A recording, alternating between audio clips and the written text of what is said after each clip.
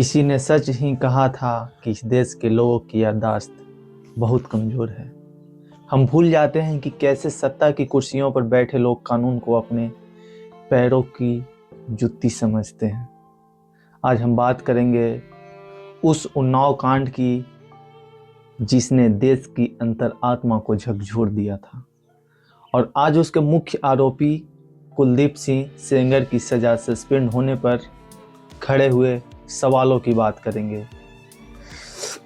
इसका पहला अध्याय ये है कि इसकी शुरुआत विश्वासघात के साथ हुई।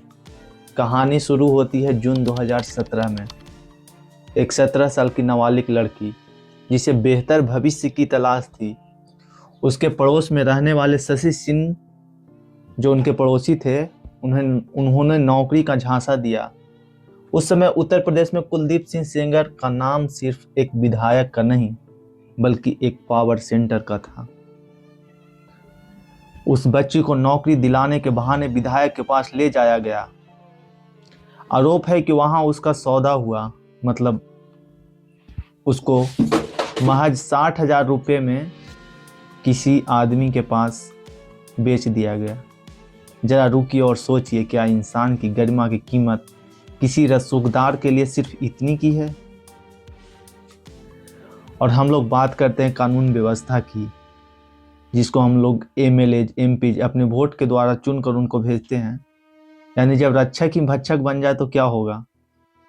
अगले कई महीनों तक परिवार ने जो झेला वह किसी नरक से कम नहीं था। पुलिस का रवैया भी उनके प्रति कुछ खास नहीं था, मतलब पॉजिटिव नहीं, एकदम नेगेटिव वे में। उनके पिता जब एफआईआर करवाने गए तो थाना में आईपीसी की धारा 363, 366, 376 और 506 के तहत शिकायत देनी चाहिए, लेकिन पुलिस ने एफआईआर दर्ज करने से साफ इनकार कर दिया।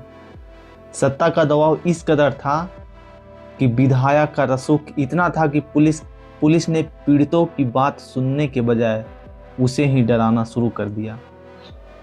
जहां तक कि बात पॉक्सो एक्ट की है, यानी अगर किसी नाबालिग का रेप होता है तो उसको जल्द से जल्द सज़ा मिलनी चाहिए, ऐसा पॉक्सो एक्ट में बताया गया है। कड़ी कानून पॉक्सो एक्ट है।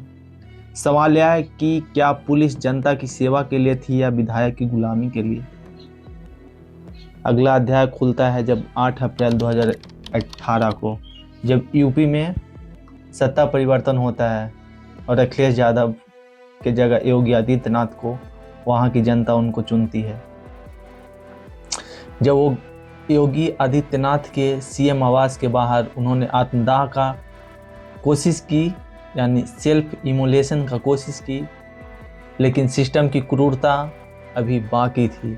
अगले दिन पीड़िता के पिता को न्याय देने के बजाय पुलिस ने उन पे आर्म्स एक्ट, यानी ऐसा इलीगल आर्म्स का उन पे हवाला देते हुए और उनको जेल में बंद कर दिया। उन्हें बेरहमी से पीटा। इस हमले के पीछे कुलदीप के भाई अतुल सिंह सेंगर का नाम सामने आता है। जेल की सलाखों के पीछे गंभीर चोटों की वजह से पिता की मौत हो जाती है। मतलब समझिए कि एक नाबालिग जिसका रेप होता है एफआईआर दर्ज करवाना चाहती है, एफआईआर दर्ज नहीं होता है, बाद में उसको अपने पिता को खोना पड़ता है। और अभी एक्सीडेंट, उनके पिता का एक्सीडेंट जो था एक मिस्ट्री के रूप में सुलझाया नहीं गया। केस सीबीआई को सौंपा जाता है, लेकिन आरोपियों के हौसले पस्त नहीं हुए। जुलाई 2019 में जब पीड़िता अपने वकील के साथ जा रही थी तो एक ट्रक से उनकी कार को टक्कर मार दी। इसमें पीड़िता की चाची और मौसी की मौत हो गई और वह खुद हफ्तों तक वेंटिलेटर पर रही, और उनके जो वकील थे उनकी भी हालत काफ़ी गंभीर थी।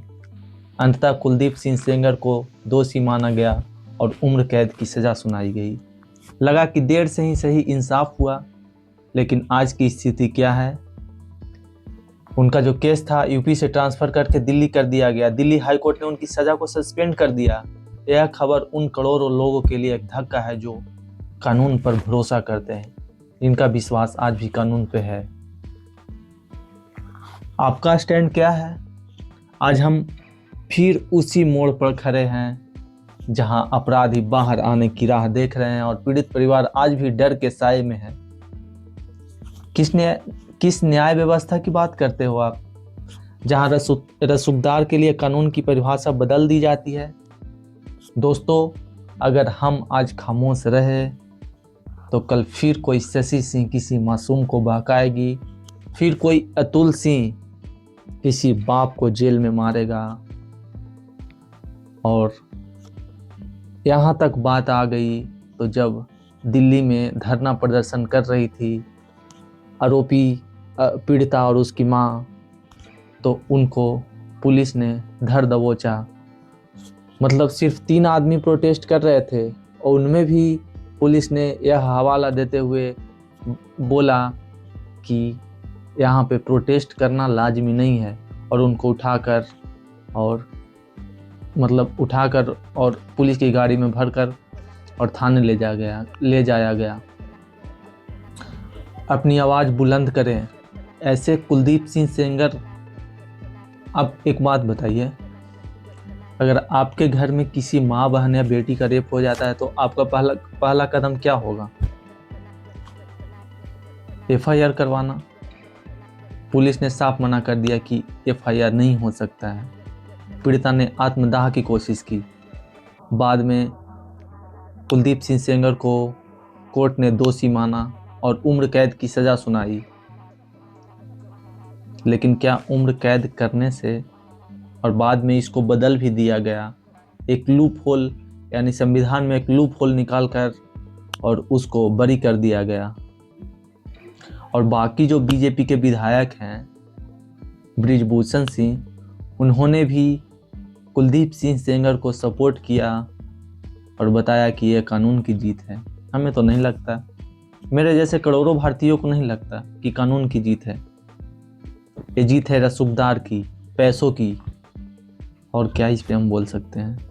अपनी आवाज़ बुलंद करें, वीडियो को अधिक से अधिक शेयर करें ताकि यह मुद्दा दबने ना पाए। जय हिंद।